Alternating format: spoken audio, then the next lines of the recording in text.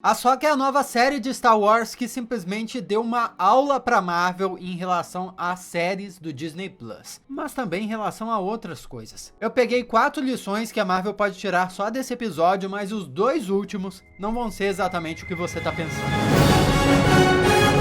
Olá, como vai? Tudo bem? Eu sou o Miguel Loquia e Star Wars e Marvel são duas franquias que são um tanto quanto diferentes. Enquanto Star Wars é mais uma fantasia espacial, a Marvel é super-heróis com elementos de fantasia e ficção científica, sendo Star Wars o que classificariam mais como alta fantasia e Marvel como baixa fantasia. A forma como ambas as franquias trabalham suas linhas do tempo também é diferente. A Marvel sempre está indo adiante, enquanto Star Wars, em cada novo filme, cada nova série parece estar em um ponto diferente da linha do tempo. E Star Wars se baseia principalmente em personagens originais, enquanto a Marvel adapta livremente seus próprios quadrinhos. Embora dê pra dizer que Star Wars também adapte das suas próprias outras mídias, como livros e quadrinhos, aqueles que não foram produzidos durante a era Disney. O Thrawn, por exemplo, que é o grande almirante do Império que vai voltar na série da Ahsoka, foi introduzido numa série de livros dos anos 90. Só que as duas franquias também têm muito em comum. As duas são parte do suprassumo da nerdice. Star Wars e Marvel também são ambas da Disney e por isso mesmo ambas passaram por essa explosão de séries no Disney Plus quando a empresa criou seu serviço de streaming. Agora, no que a Ahsoka acertou que a Marvel derrapou tanto? Esse vídeo precisa ter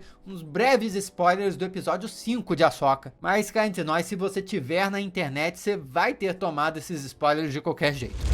A lição 1 vem com a própria premissa da série. Ahsoka apresenta novos personagens para muita gente, mas na verdade são personagens já consagrados. Para começar, a série Star Wars Rebels é uma animação de 2014 que introduziu Sabine, Hera, Ezra, todo o Esquadrão Fênix lá. E esses personagens são tão importantes para a série da Ahsoka que acaba que a série Ahsoka é considerada uma continuação direta de Rebels. Porém, antes disso, lá em 2008, teve a série animada Clone Wars, que desenvolveu a relação entre mestre e aprendiz de Anakin Skywalker com a Ahsoka. E é uma série tão consagrada que se tornou um pilar de Star Wars hoje. Foi importante para expandir o universo de Star Wars, para construir personagens importantíssimos, e quando chega essa série em live action de alto orçamento, eles não esquecem isso e reproduzem nesse episódio cenas diretamente tiradas de momentos da série Clone Wars. A Ahsoka é basicamente uma realização com atores reais de uma história que foi concebida primeiro com personagens animados. E esse é o ponto, a grande integração entre live action com animação.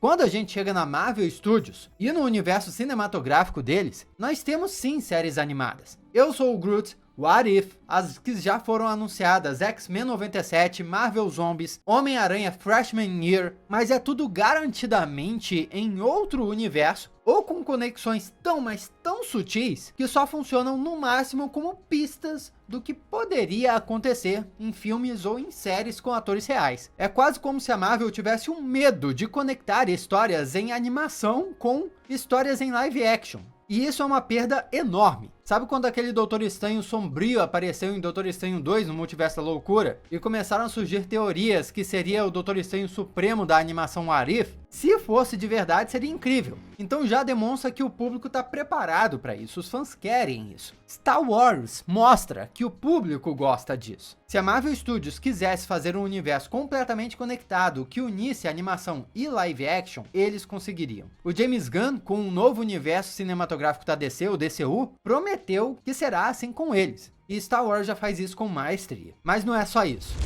A lição 2 tem a ver com as histórias de Ahsoka. Essa série não só está continuando coisas que já foram plantadas em animações, mas também está abrindo uma nova janela para o universo de Star Wars. Apresentou o conceito de uma nova galáxia, que sim, já existia no universo expandido, ou seja, livros, quadrinhos e etc. Mas nesse novo universo Star Wars da Disney, é uma grande novidade. O Thrawn aparecendo como uma ameaça nova, tão grande quanto as ameaças que apareceram nos filmes, também uma coisa muito importante. E a presença de novos usuários da Força, o Baylan Skoll, a Shin Hati e até a Morgan Elsbeth, mostrando que não é só Sith, Jedi, lado bom, lado mal, ou seja, tem todo um espectro diferente de pessoas sensitivas à força que podem usar a força para diferentes fins na galáxia. Essa série é tão importante para Star Wars como uma franquia, quanto qualquer outro filme. Eu diria até que é mais importante que alguns filmes. A Ahsoka realmente tá levando Star Wars pra frente. A história desse universo tá indo pra frente por causa da série. E não tá empacada na mesma coisa, a rebelião que vai acabar na explosão da Estrela da Morte. Não é isso. É outro capítulo. E o ponto é esse, levar a história um passo além. Na Marvel, vamos ser honestos, houve poucos momentos onde nós sentimos que uma série do Disney Plus realmente elevou o nível. Em WandaVision, talvez, em Loki, na maioria das vezes, as séries do Disney Plus pareceram um filler, um conteúdo adicional para preparar o território para um filme que tá vindo aí. O tipo de coisa que só os fãs mais aficionados que nem a gente vão curtir. Às vezes é para apresentar um novo personagem, que na verdade só vai ter a sua grande história sendo contada num filme que vai estrear em breve, que a gente nem sabe quando vai sair. Mas se for parar para pensar, o que a história muda de fato dentro do universo? Vamos lembrar do que aconteceu com Invasão Secreta. A série começou com uma grande promessa, enorme promessa, e terminou numa grande dúvida. O que essa história realmente mudou dentro desse universo? A única certeza é que o que realmente muda é se você dar um tapa no botão de se inscrever e fazer parte da família Loquia, porra!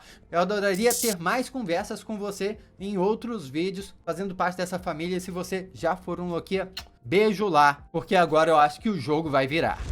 A terceira lição começa a ter um pouco menos a ver com o lado da Marvel e de Star Wars para falar sobre nós, que acompanhamos e produzimos e fazemos parte desse universo como fãs. Porque quando o Dave Filoni introduziu a Ahsoka lá no filme animado de Star Wars, As Guerras Clônicas, a personagem foi odiada pelos fãs. Como assim um Anakin teve uma Padawan? Isso não tá nos filmes, não fazia sentido, sabe? E ainda mais, ela era arrogante, era desobediente, irritante. Porém, o Dave Filoni, que pra quem não sabe, é um dos principais responsáveis por Star Wars hoje em dia. Ele foi um cara meio que escolhido a dedo pelo próprio George Lucas lá atrás. E hoje é sabido que a Ahsoka foi uma personagem desenvolvida também pelo George Lucas na época desse filme, Clone Wars. Mas mesmo apesar da repercussão negativa na época, o Dave Filoni tancou aquilo e continuou contando a história da Ahsoka e mostrou como ela aprendeu, quebrou a cara e amadureceu com seus erros cometidos por causa de arrogância. Bem antes disso, na época da trilogia prequel, quando Anakin foi introduzido criança, ele também foi odiado. Como assim Darth Vader, o terror da galáxia, foi uma criancinha arrogante, chata? E aí depois ele foi um adolescente? Como assim o Darth Vader foi adolescente? É até engraçado pensar isso hoje, mas demorou para entender o que esses criadores queriam dizer, o que os personagens significavam. Mas hoje, vendo a Ahsoka, dá para enxergar muito bem toda essa trajetória. O ponto é esse: grandes histórias levam tempo. Séries levam mais tempo ainda. Na Marvel, nós aprendemos a entender essa lição na Saga do Infinito, né? Foram 10 anos de filmes interligados pelas Joias do Infinito, que acabaram em Vingadores Ultimato. Porém, quando chegou na fase 4, tudo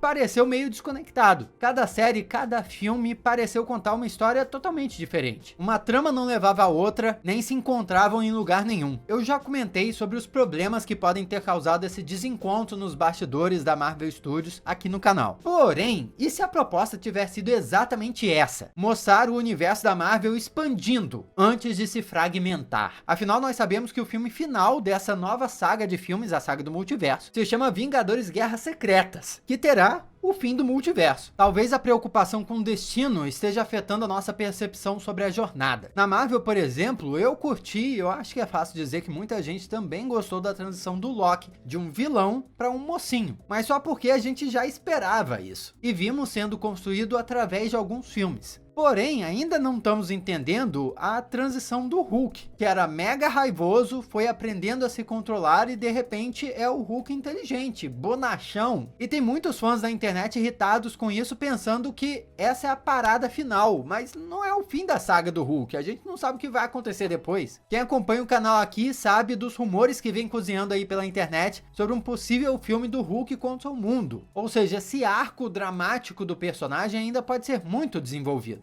Um outro exemplo é o Cavaleiro da Lua. A gente não entende muito o propósito dele no universo cinematográfico agora, porque não sabe o que ele vai fazer a seguir. Mas a história do cara só tá começando. O que me leva a repetir o ponto: histórias levam tempo. E se essa nova história do UCM só estiver demorando mais tempo do que nós esperávamos? Isso se conecta direto à lição 4. Eu já vou direto pro ponto.